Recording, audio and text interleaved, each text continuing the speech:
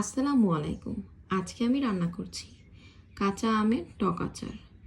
এই আচারের জন্য আমার যা যা প্রয়োজন সেগুলো হচ্ছে, এখানে প্রথমে আমি নিয়ে নিচ্ছি কাঁচা আম।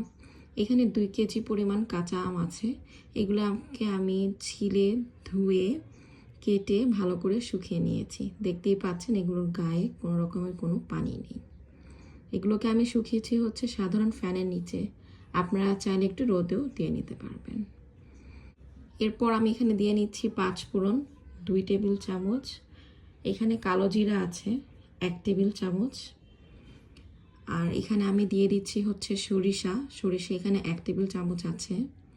আর সাথে আমি আরেকটা জিনিস দিয়ে দিব, সেটা হচ্ছে মৌরিও আমি এখানে 1 টেবিল চামচ নিয়েছি। আর এখানে আমি 8টার মতো শুকনো মরিচ নিয়েছি। এগুলোকে আমি এখন চুলাটা অন করে হালকা একটু টেলে নিব। যখন হালকা গরম হয়ে আসবে তারপর আমি এটাকে অফ করে দিয়ে ঠান্ডা করে নিব। ঠান্ডা হয়ে গেছে, এখন আমি এটাকে ব্লেন্ডারের জারের মধ্যে দিয়ে এগুলোকে আমি গুঁড়ো করে নিব। পুরো পাউডার না হলেও মোটামুটি 80% গুঁড়ো হলেও হয়ে যাবে।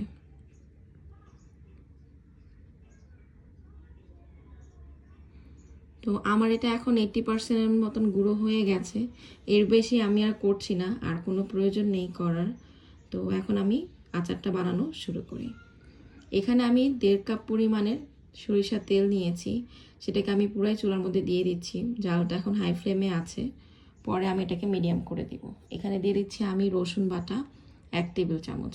দিয়ে আমি এটাকে হালকা নেড়ে এটাকে একটু ভেজে নিব যাতে কাঁচা গন্ধটা চলে যায়।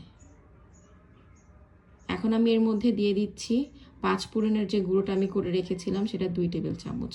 প্রয়োজন ক্ষেত্রে আপনারা পরে আরও অ্যাড করতে পারবেন।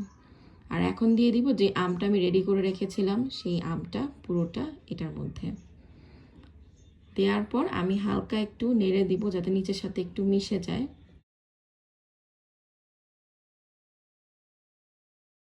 এখানে আমি অ্যাড করে দিচ্ছি লবণ আমি এখানে 1 টেবিল চামচ নিয়েছি, পরে আরও অ্যাড করা যাবে।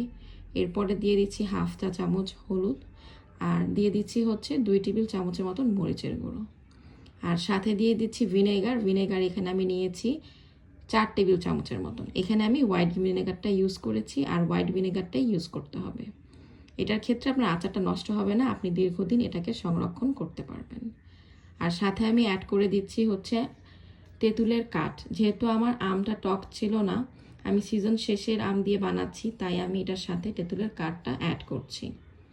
এই তেঁতুলটাকে আমি আধা ঘন্টা পানিতে ভিজিয়ে রেখেছিলাম। এখানে আপনার 1 পা পরিমাণের তেঁতুল আছে। এরপরে আমি এটাকে ভালো করে হাত দিয়ে কচলে বিচি আঁশ যা ছিল সবগুলোকে আমি বের করে দিয়ে এখানে আমি সেই তেঁতুলের কাঠটাকে অ্যাড করে দিলাম।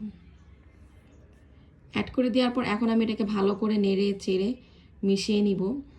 মিশিয়ে এটাকে আমি 10 মিনিট পর্যন্ত ভালো করে রান্না করে নিব। 10 মিনিট পর দেখছেন যে কেমন এগুলো সিদ্ধ হয়ে গেছে।